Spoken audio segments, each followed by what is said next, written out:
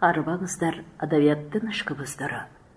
Белгілі қырғыз ел жазуучысы Төлөгөн Касымбековтың «Сынған кылыч» тарихи романы.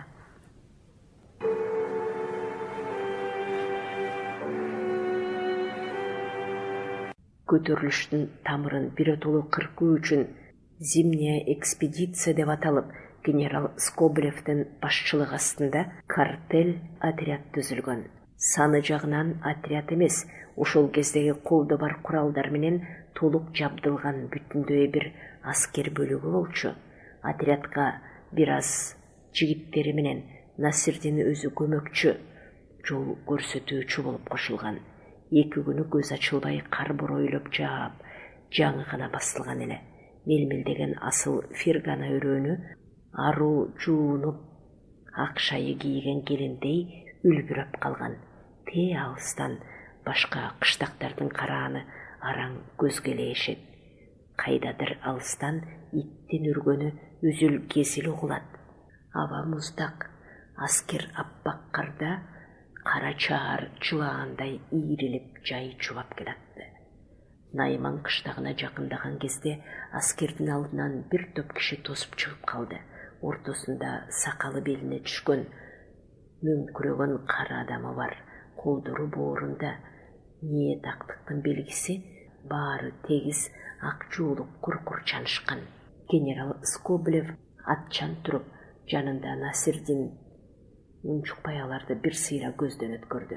Насирдиндин түрү бир башка, өз жини өзүн калчылдатып, теги мөңкүрөгөн кишилерди табалап, чыдамы кетип, ичинен бу орус эмне маал катат, эмнесин карап отурат деп чыдамы кетип, ат үстүндө тынч ала албай кыйшаңдап турат.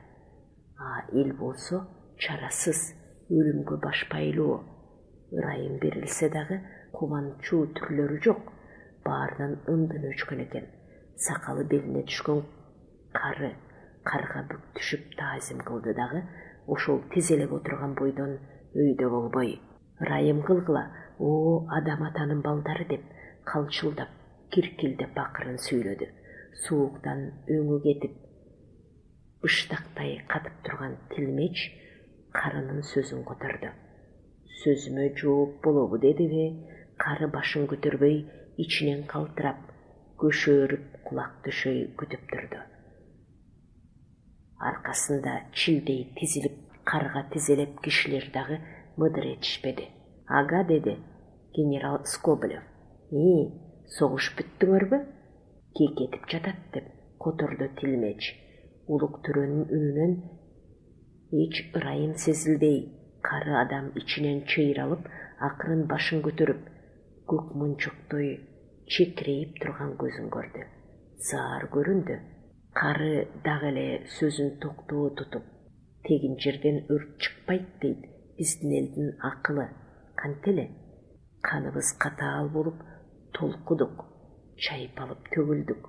Эми о адам атанын ыкмалдуу баласы, сунулган моюнду, суурулган кылыч кеспейт дейт биздин элдин акылы. Минтип тутам мойнубуз кылча болуп, кар тизелеп алдыңда турабыз. Өңкөй эңкейген кары, эмгектеген бала, кара кийген касиреттүү жесир гана калды. Жан сууга кыл, деди Насирдин. Эмне? Деп кыйкырып алып, кайра калчылдап генералдын козголбой турганынан айбыгып, кайра куйругун кыпчып, бирок көзү күйүп, көзү канталап, көзүндө огу болсо бир атып, абышканы тырп жыккысы гана келип, айласыз токтолду. Тилмеч карынын сөзүн которду генералга. Жан сууга берилбейт бузукларга. Чапкыла бирин койбой, деди генерал Скоблев. Тилмеч кирпигин араң кыбыратып эле, же котороорун билбей, же которбой кое албай тургандай болуп, эки ортодо мелтейип туруп калды. Сакалы белине түшкөн кары адам ага суроолуу кадалды. Тилмеч көзүн ала качып, атынын жалына үңүлө берди. Ошол замат бир жагынан солдаттар, бир жагынан Насирдиндин сыпайылары кишилерди тегеректей калышты. Карда чөгөлөп отурушкан эл бир чуу этип тура калышты. Сақалы беліне түшкен қары. Еме чуу бейпайда. О, есіңерге келгіле, деп үн салды қайрат менен. Қарының тоқтуы қоңыр үні. Жанталашу бейпайда. Балдарым ес тоқтотқыла. Жанталашу еме бейпайда деп аралап өтті. Екі жақтан қысып қылыштап кірішті. Бірі дағы ортынан жылбай, қорынбай, бірі дағы қыңқ етіп үн шығарбай, нестейіп қана тұрышты. Қылыч мұзда қаваны ышқырып, жарып, шарт деп тейіп жатты. Ақ қардың үстіне адам қаны чымындықтың гүліндей жайнап чачылды. Кезек сақалы беліне түшкен қарыға жеткенді. Жон қой құланы, деді генерал Скоблев. Тирүү қалсын, бұға ошол ең сонын жаза болады. Туш тарабынан құрчалды қыштақ. Қатын қалач чурулдап, озондоп, балдар енелерінің етегіне баштарын қатып, чырылдап, ийлап, қыштақ бүтіндей чууға толды. Малды айдап, үйлерден қолғы тигенін талап шығып жатышты. Қараң күн түшкөнін сезді бе? Ойлар өңкүрөп мөрөп, иттер адам бақырғандай балбалақтап улып, қаңшылап, нар бері чұрқап жүрішеді. Бірда тирүү жан қалтырылған жоқ қыштақтан. Үйлері, мал қоролары тып-тыйпыл өрттөлді. Ит та құтылған жоқ. Өрттен баулап қачып дарақа тырмышқан мышық та құтылған жоқ. Картель аскер қыштақтан шықты. Күйінді жұттанған, қан жұттанған қыштақ жетінде аппақ сақалынан ылдый көз жашы қан аралаш сарығып, селдейіп жалғыз абышқа ғана қала берді. Кейінгі қыштақтардан тосып шыққан кіші болған жоқ. Найман қыштағынан көрген күні оғылған бы? Қыш күрегі қарабай ел үркіп, үй жайын, малы мүлкін таштап, чыңғырап, аққар көк мұз жамынған олу тоолорду далдааланып кете башташқан. Той тектеп, бір кичинекей қыш тоого кез келді аскер. Же унчукпай калышкан бы, же качаарга багыты курган бы, же көтөрүлүшкө катышы жоктугун медер туткан бы. Иши кылып, эли бүт бойдон экен. Коктунун ылымта жерине курулган бир нече таш короо, ар короонун бир четинде жепирейген бастырма, эшиктеринде бирден түп саада же тал көрүнөт. Талдын ачасына жыйган бирткеден бакал чөбү бар. Короонун четинде боз үй турат. Кадимки илээнди тоолуктардын кыштоо жайы 5 түтүн экен. Эң мурун мейман келаткандай кампайып эшиктерине чыгып, үргөн иттерин о кет дешип, тыйышып, бири басып тосуп калышты эле. Кыйкырып чапкан сыпайларды, желелене кырка каптап кирген солдаттардын түрүн көрүшкөн соң үрөйлөр учуп, алактап калышты. Буйгалап баса баштагандарын «Ну, бияка» деп солдаттар мылтык тапкыла ийирип салышты. Баары бечара, баары өңсүз. Кайеринен жазганын билишпей, же бир ооз сөз таап сүйлөөрү жок. Көздөрү жашылданып, бычакка аргасыз моюн тоскон мал сыяктуу. Же жалынаары, же арызданаары жок, шалдырап, кыштоонун ортосунда үрпөйүп чогулган бойдон нес болуп туруп калышты. Генерал Скоблев жылуу карш кричик кийгени менен ат үстүндө келип тоңуп кеткен. Тилмештин кеңеши боюнча туурдугу бүтүн боз төбөл үйгө түштү. Суу канча күч эмес, сыртта 15 градус болчу. Кадимки тоолуктун боз үйү, жүк жыйылган, сол капшытында ашканасы, оң капшытында күндүлүк тиричиликке зарыл буюмдары, төргө камыш түшүлгөн. Камыштын үстүнө ала кийиз, анын үстүнө кызыл шырдак жайылып жатат. 3 бурчтуу темир тулганын астында чала күйгөн көң сасыйт. Генерал үй ичин кыдырата карады. Түтүн чыкчу түндүктү бир тиктеп койду. Жарым ачылып турган чамгырактын нары жагынан боп-боз асман көзүнө чалдыкты. О жараткан, кантип жан сакташат бу жапайылар деп Астейдил таң калды. Үй ичинде 3 градус чагана жылуулук бар эле. От боюнда боз көйнөгү кызыл ала чыт болгон курсагын жаппаган, мурду булайып 3 жашар бала отурган. Генерал Скоблев биртиктеп жүзүн үйрүдү. Тилмештин жаң соосу боюнча бирөө келип баланы сүйрөгөн бойдон тышкалып чыгып кетти. Куурай аралаштырып отту чоң жакышты.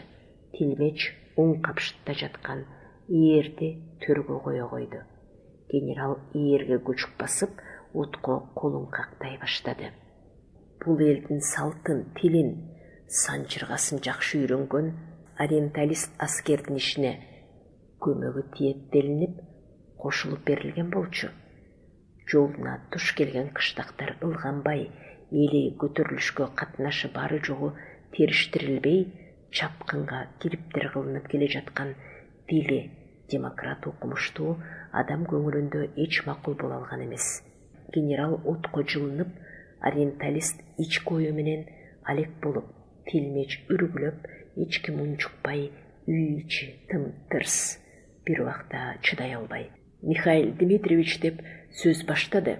Ориенталист кабагы салыңкы, өтө эле катаал иштер болуп кеткен жокпу? «Михаил Дмитриевич» деп генерал Скоблев ага жумшак тиктеп алып: «Боорукер адамсыз, Иван Васильевич» деди, эч камырабай. «Боорукер адамсыз, боорукерлик жакшы мүнөз. Бирок кантебиз, Иван Васильевич, согуш деген согушта. Бир кыйла катаал болууга туура келип жатат. Өзүңүз көрүп келе жатасыз» деди. «Мунуңуз мени ынандырбайт, Михаил Дмитриевич. Баарын кырып таштай албайсыз. Акыры жергилик калк эмне дейт? Төрт көздөп тиктеп турган Европа эмне дейт?» Ормоюп тиктеп койду генерал Скоблев. «Кимдин эмне дегени менен сиз экөөбүздүн ишибиз эмне, кадырлуу Иван Васильевич?» деди.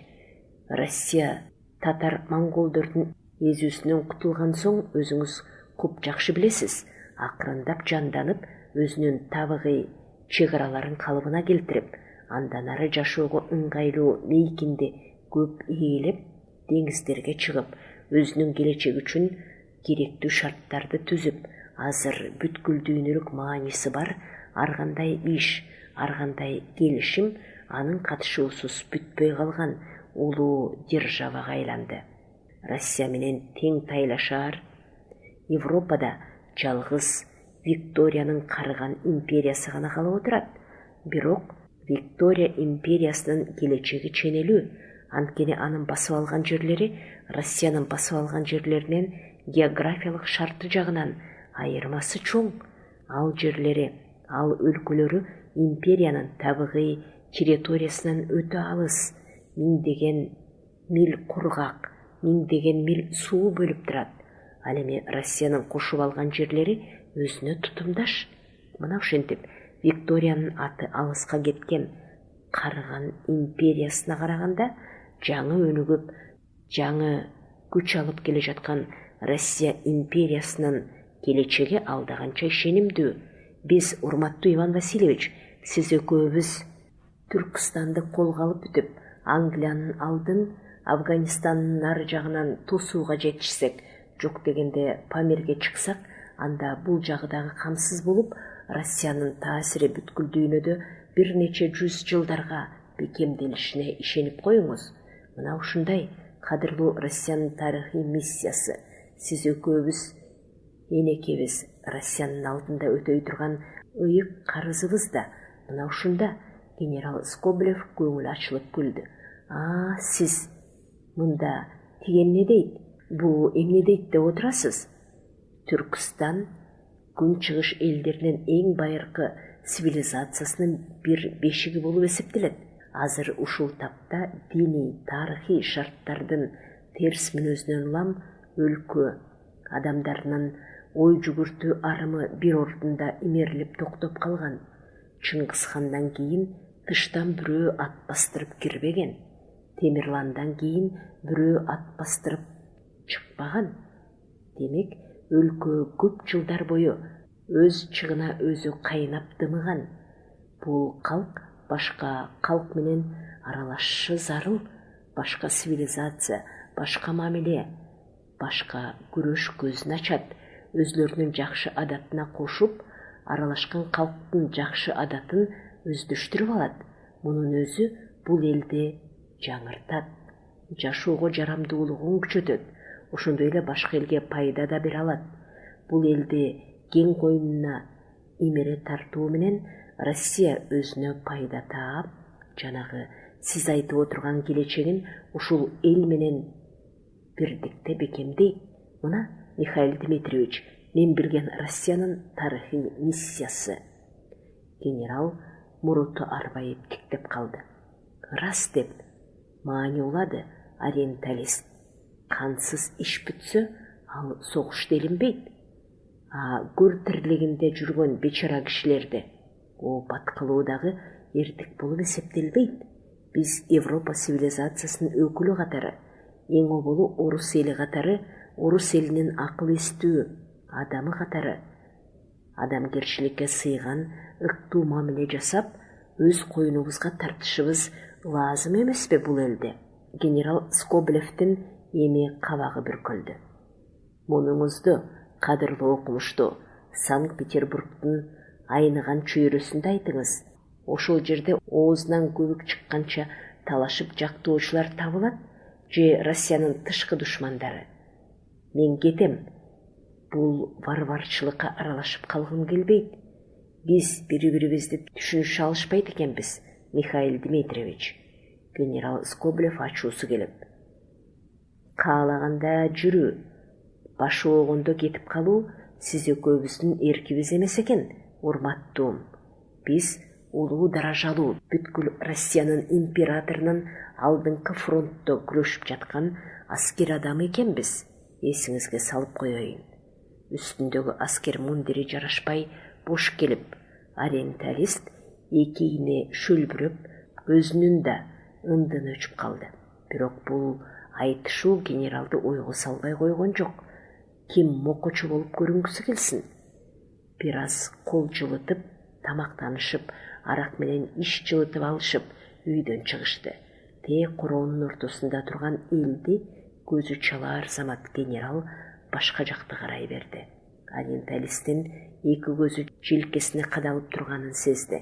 Ал жолдогудай катуулукка өтпөдү, же ориенталистке айкөлдүк жагын көрсөткүсү келдиби, же көңүлүндө жеңилдиби, иши кылып, кыштоого кечирим берген түр кылып тынч аттанды. Жолмо-жол жанагы сөздөр улам эсине түшүп, улам жүрөгүнө үйдү. Рас, ким мокочу болуп көрүнгүсү келсин? Кечинде кечки өргөөгө тыныккан кезде карышкы ичигин жамынып, оту чоң жагылган очоктун боюнда отуруп, өзүнүн борбордогу сырдашы, Санкт-Петербургские ведомости газетасынын редактору Марвингке кат жазды. Мына иш ушундай, биякта. Марвинг мырза, бирок муну газетаңызга чыгарып жибербеңиз. Мен Дүйнө лигасынын көзүнө жапайы жырткыч болуп көрүнүп калып жүрбөйүн. Менин принцибим ушул: Азияда чырды тыюу, түздөн түз андагы кыргынга байланышат. Сокку канчалык күчтүү болсо, душман ошончолук басынып, баш ийип берет эмеспи деп, көңүлүндөгү өзүн өзү актаган жалгыз пикирин тактап ачык жазды.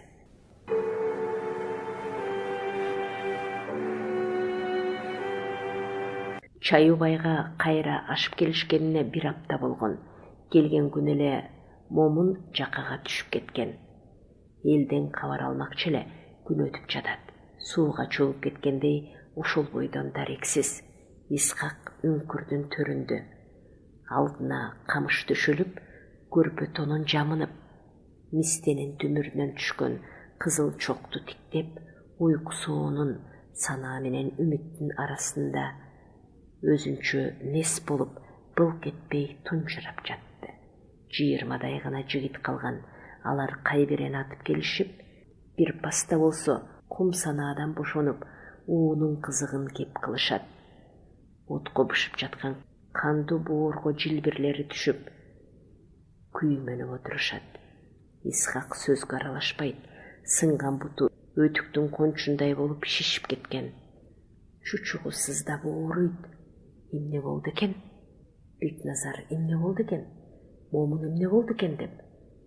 Жан суугасынан сана оорусу күч үлбүрөп көзүн сүзүп, байланышсыз сөздөрдү күбүрөп, акырын онтойт.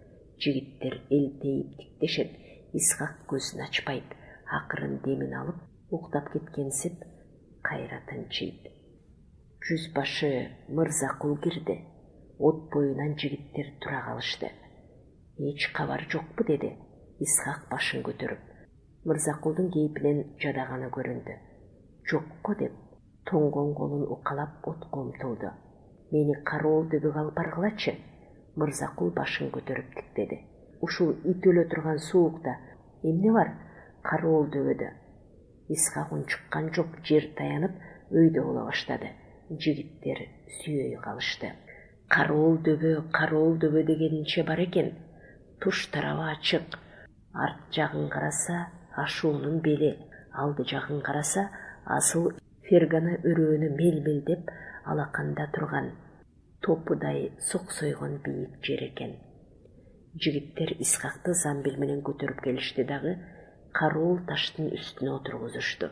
Исхак майып бутун сунуп, оңдонуп, негедир жүзүнө кан тээп, толукшуп, көзү жайнап, алсыз энтигип, эки жакты тиктеп алды. Алдагайда ак тилек кылып, ак жоолук салынган эне сыяктуу чаткалдын кыркасы бүлбүлдөйт. Этеги ташкен, башы суу самырга, андан ары тогуз төрө багытына жалганып, өзгөн алайкуу, алай тоолору чиркешип, Исхактын оң кол тарабына имерилип жатты. Сол кол тарабынан улуу тоо уланып, кыргыз ата алтын бешик тутумдашып, бир учу сары кол тоолоруна жалганып, бир учу ичке ие тарта кожонду курчап түгөнөт.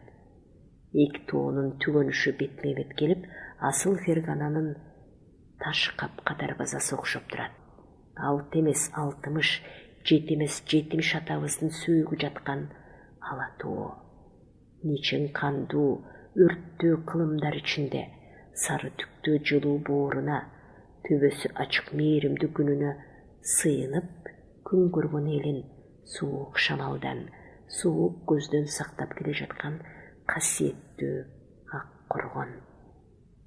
Асман чайыттай, аба суук, тыноодон чыккан жел түтүн болуп бурулдайт. Турган жигиттер кайыгып кетишкендей болду. Бүжүрөп, кайбири турган жеринде секирип, кайбири үңкүргө жымып жөнөштү.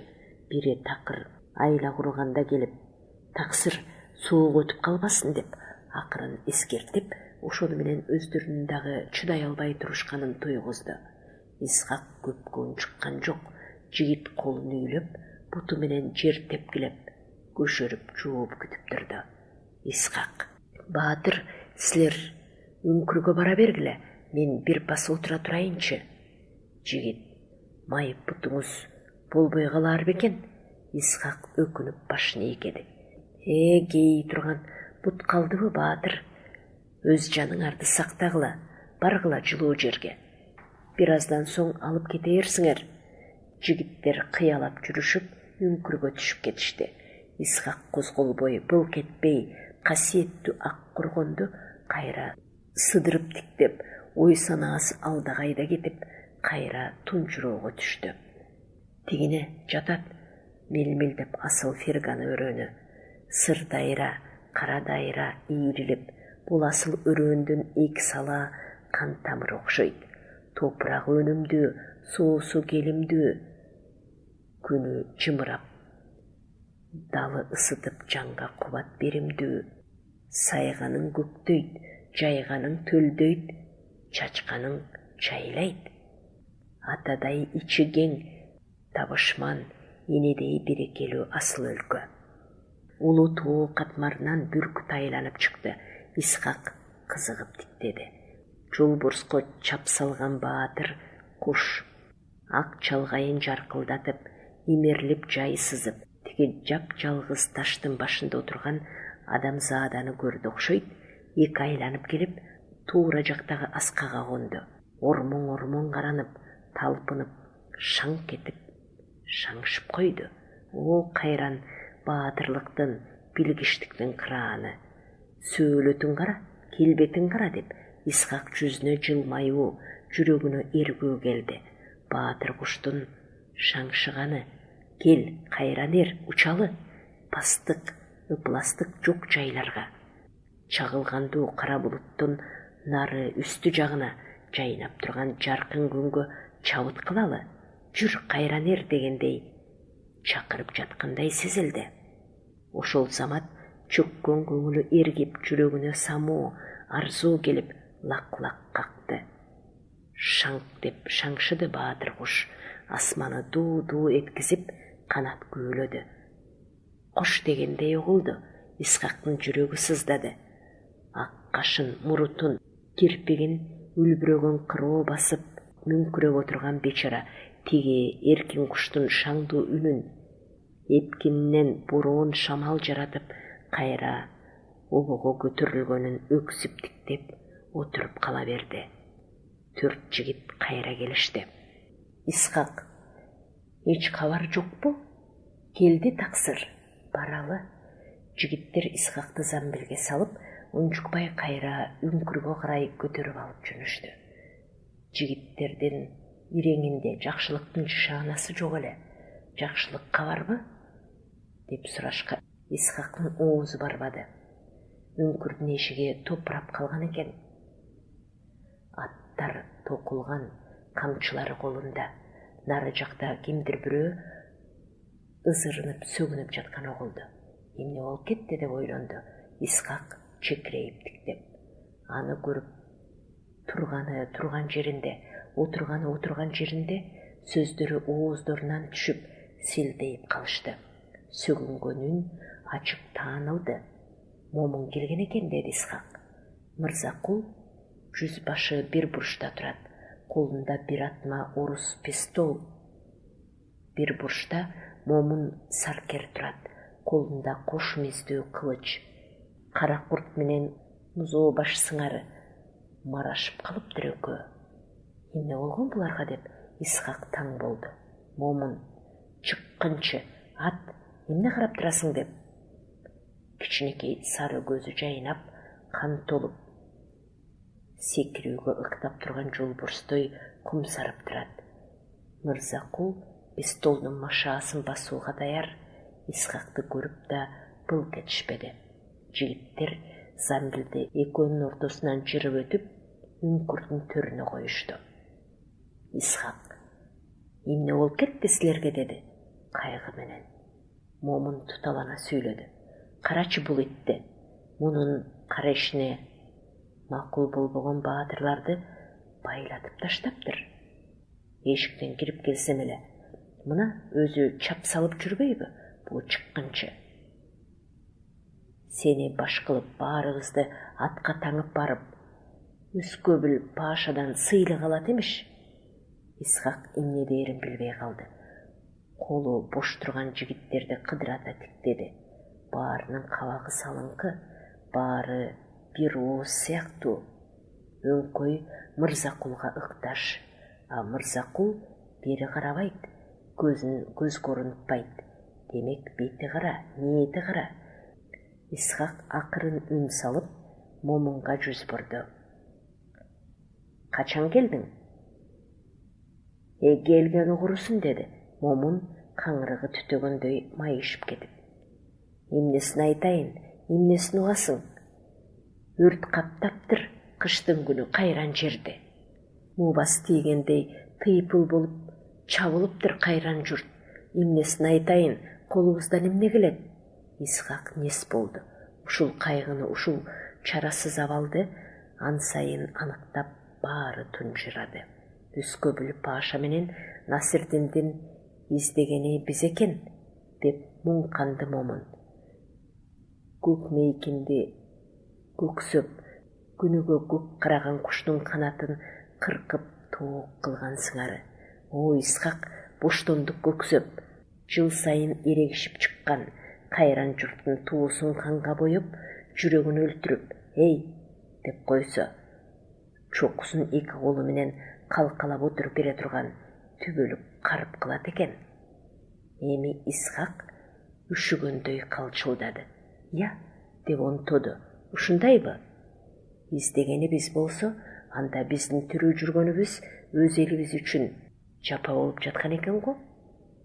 Эч ким унчуккан жок. Тууралыгын баары мойнуна алгандай, канга боелгон көйнөгөбүздү көрбөй, эл үмүтүнү үзбөй, душманыңдын көкшүнү суубас, өчүштүгү тынчбас, деди Исхак. Тышта нар кескен кылычты Момун баатыр. Өзүң байла колумду. Момун силт карады. Исхак башын ийкеди. «О, эр жигит, эч ойлонбо. Атыңдан түш, өз элиңе артык баш болгон чакта. Жалгыз жолдош кылычыңды чечип бер дагы, сатып алгын өлүмдү, кан базарда сатып жатса. Эсиңде бардыр, Момунум, календер капыс бизге ушуну эскерткен билем». Момун шылкыйды. Ошол саатта баары үңүрөйүп, баарын ой басып, сөз менен, ый менен айтып жеткире алгыс муң терметти. Мырзакулдагы далысын салып тунчурады. Ошол саатта ар биринин көңүлү сыздап, ар биринин жүрөгү канап, көкөйү кескендеги арман күңгүр кагып жатты. «Мен колго түшпөйм» деп жиберди Момун, кайгыдан башын чулуп алып. «Мага уруксаат бер, Исаке. Ордонун иттерине көөдөнүмдү тебелетпейм, Исаке. Өз бетимче кетем, уруксаат кыл, Исаке». Исхак же таң калганы жок, же күйгөнү жок.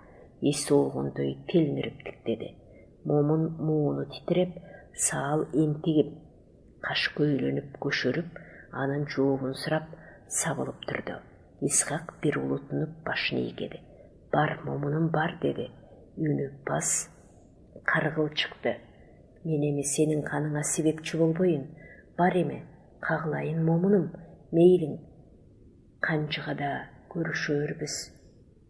Момун каңырыгы түтөп коштошо албай, Исхакты бир жал тиктеп, анан кылычын жалаң кармаган бойдон үңкүрдөн чыга жөнөдү. Эч ким былк этпеди.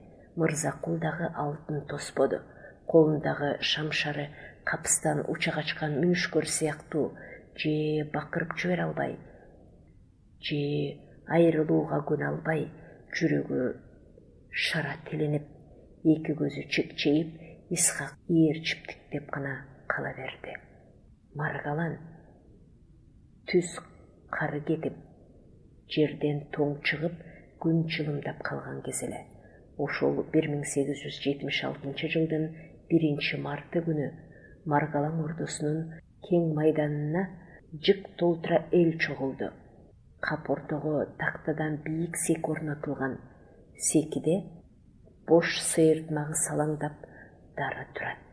Кең майдандын төрт бурчуна 4 замбирек коюлган. Замбирекчи солдаттар милте көсөөнү түтөтүп, дароо атууга даптаяр. Ичтен да сырттан да барон Миллер Закамельскийдин батальону, ордонун дөлөңкүттөрү жыш курчап алышкан. Туш тараптан дагы эле эл келип жатты. Коргондун кыры жакын жердеги дарактарга тамдардын үстүнө кара таандай жамырап чыгып кетишкен. Бири да чук этпей дарды тиктеп, бири оозун ачып аваз кылып, бири томсоруп, тымпыйып былк этишпейт. Күтүп, жүрөк кобулжуп турушту. «Ана», деди дарактын башындагы бирөө, дагы бирөө апкаарый. «Жарым паша» деп жиберди. Кең майданда кулактары тийишип турган көп эл күбүр болуп, жел урган көлдүн бетиндей толкуп, ордо жакты карай беришти. Ордо жактан бир топ адам көрүндү. «Жарым паша» десе, жарым паша. Түркстандын генерал-губернатору, бүткүл Россиянын ээсинен чексиз укук алган Кауфман биринчи атыккан киши. Жанында генерал Скобелев, барон Миллер Закамельский жанадағы бір нече чендүү төрөлөр коштоп келишти. Кең майдандағы көп эл дүү етіп бары тегіс баш уруп тизилеп чыгылды.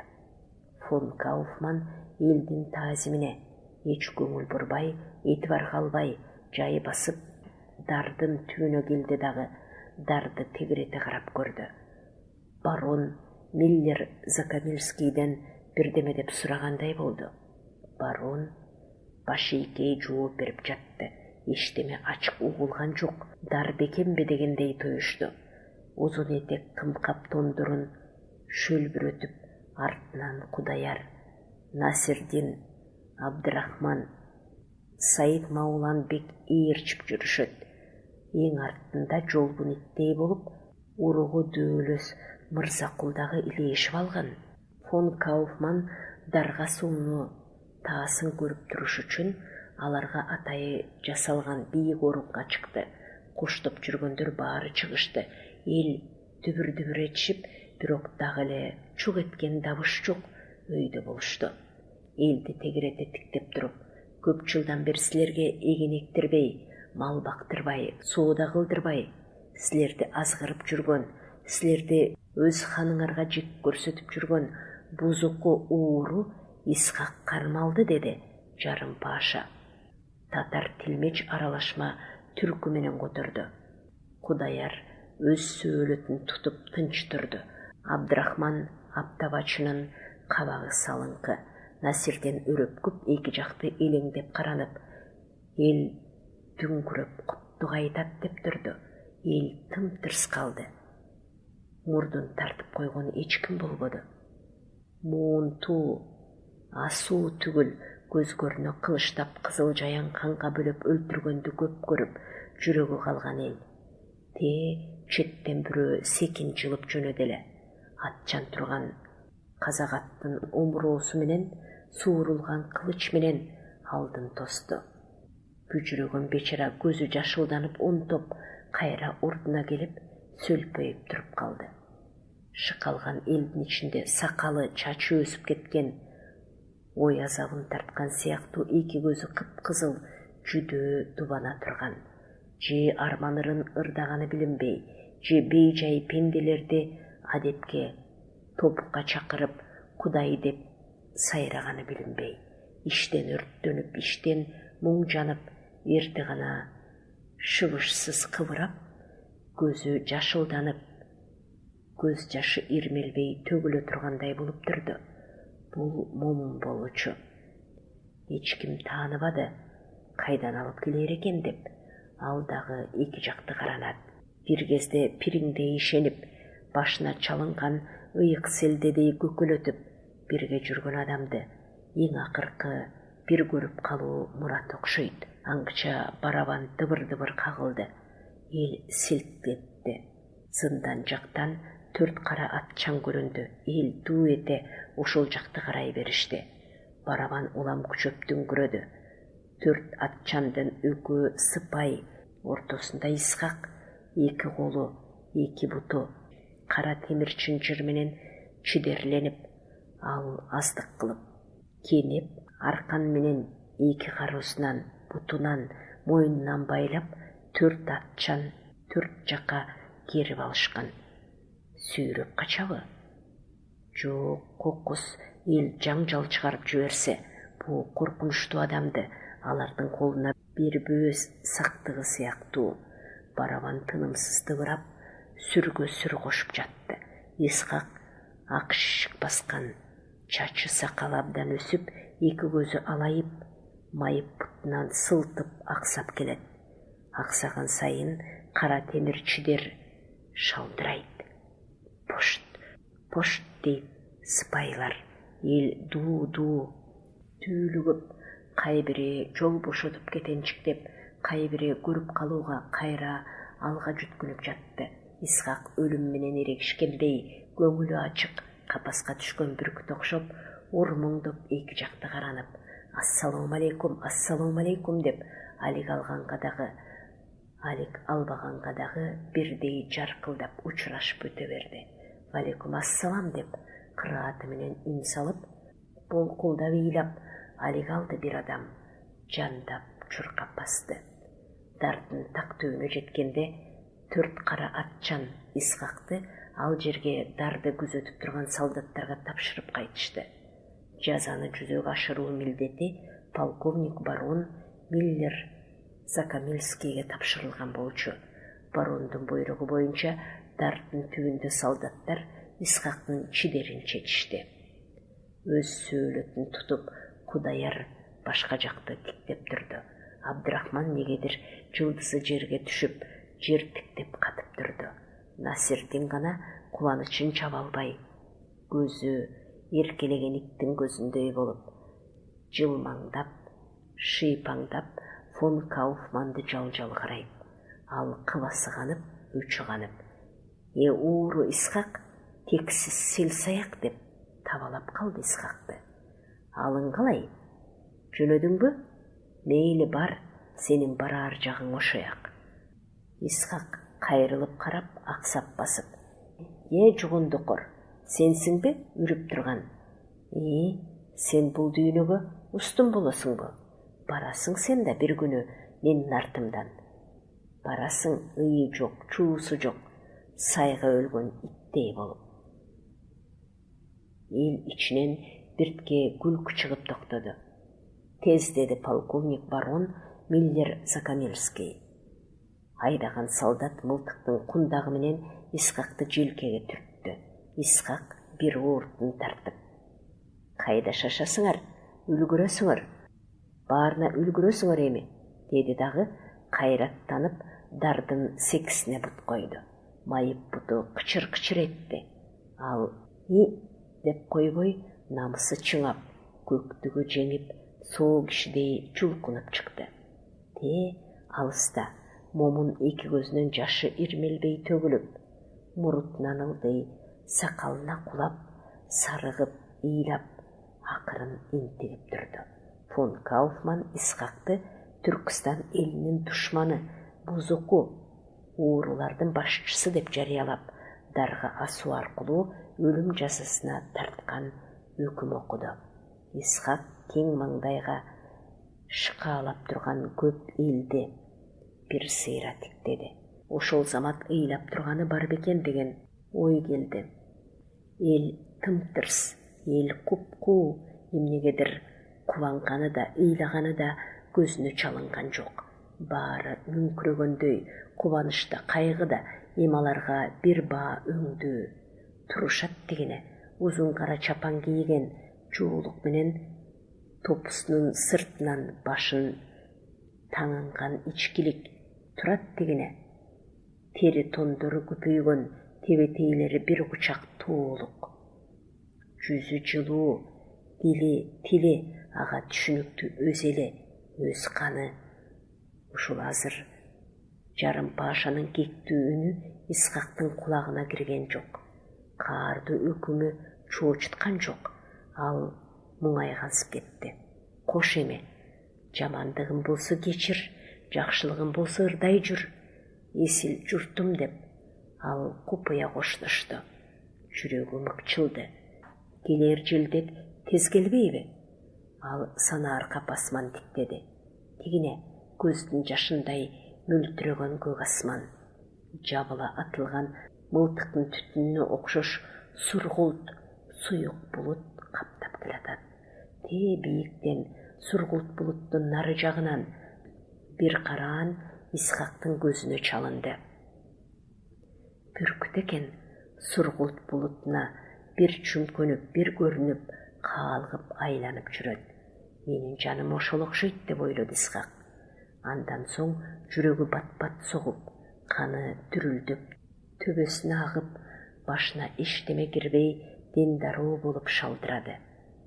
Мойнуна сыйыртмак түшкөнү келатканда, ал селт этип ойдон чыгып, сыйыртмак салганы келаткан колду кагып жиберди.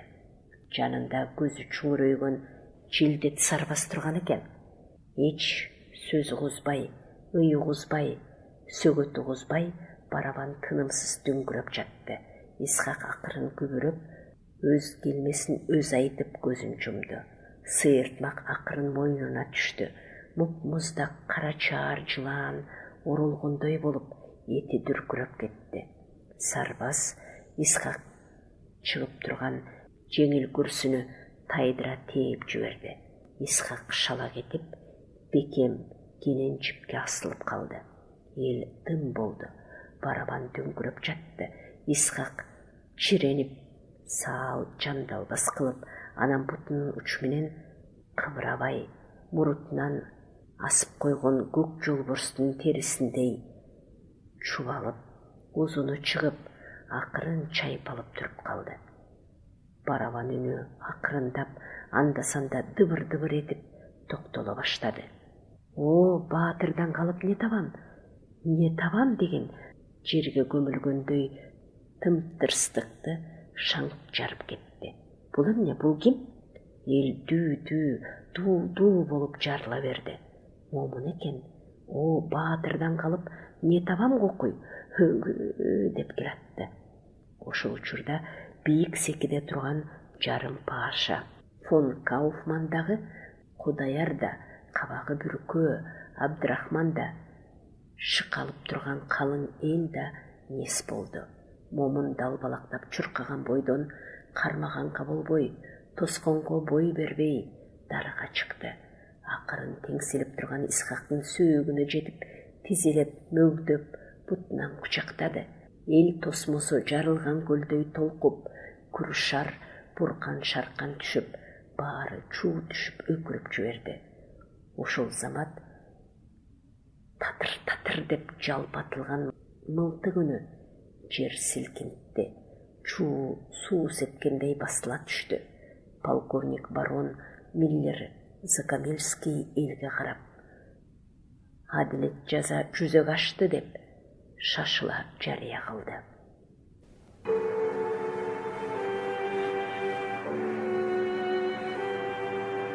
Сиздер белгилүү кыргыз эл жазуучусу Төлөгөн Касымбековдун «Сынган кылыч» романынын 2 бөлүмүн уктуңуздар.